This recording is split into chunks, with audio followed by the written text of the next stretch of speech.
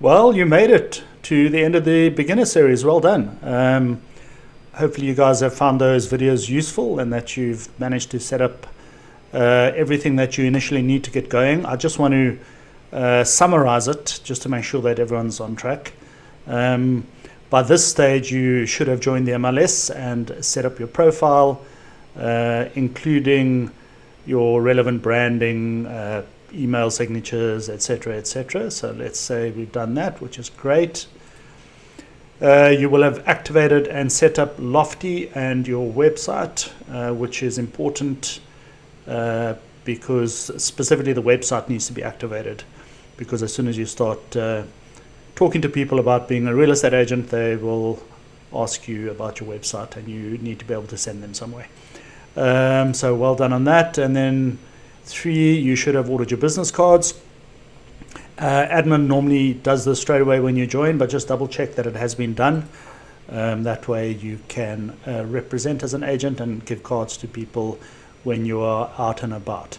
So what now?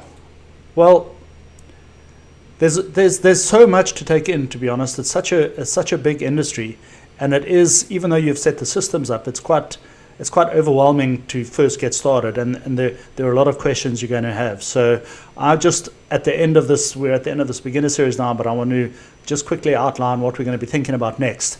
And to start off with, you've got the systems activated now. Now you need to learn the systems. These will be dealt with in individual modules, but it's important specifically that you understand how to use the MLS. At least a very basic level, and that basic level being, how do I do a property search on the MLS?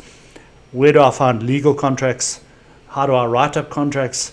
How do I search for comps and CMAs, etc., etc.? Obviously, there's hundreds of different things you need to learn, but just at a very high level, it's important now to start using these systems. How do I get to the transaction desk in Lofty, etc., etc.? So it's important to start thinking about that now and spending time on these systems. But bear in mind, I always say this to people, you can't break these systems. You can't ruin it. It's not going to collapse. Go into the MLS and play around. Go watch the upcoming modules on the different bits on how to add a transaction, how to search for a property, how to search for comps, etc., etc., and go in and play around. You can't break it. The same on Lofty. Just go in there and experiment with the marketing tools and just improve your skills as you go. The next thing to start thinking about is, what do you actually do when you get your first client?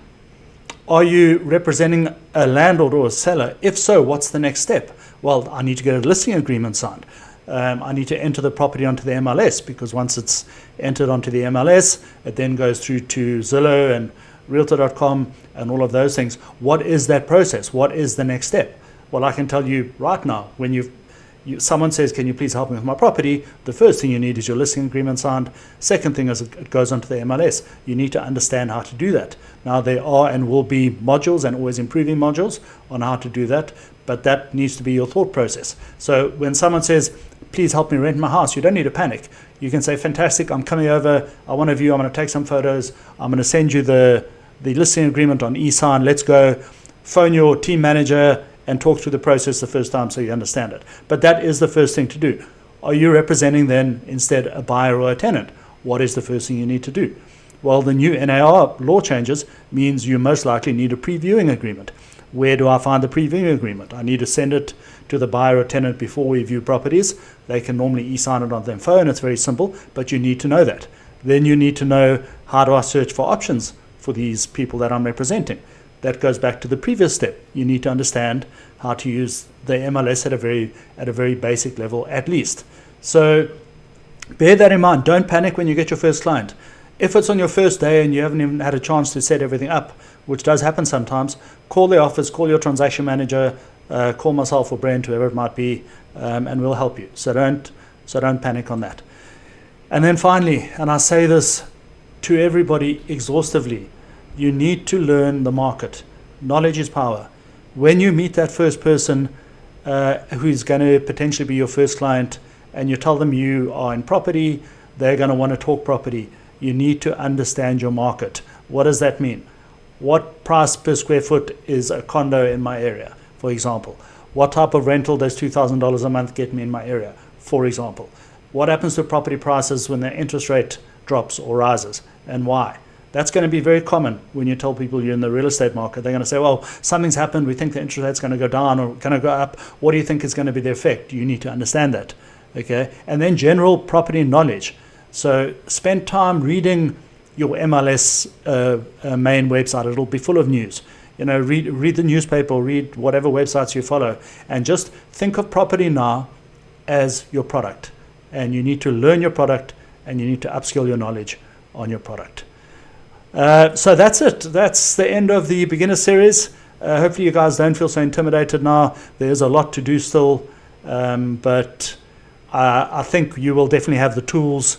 And we look forward to working on more advanced modules with you guys now. And as always, if you're struggling, give us a call. We'll help you out. Bye.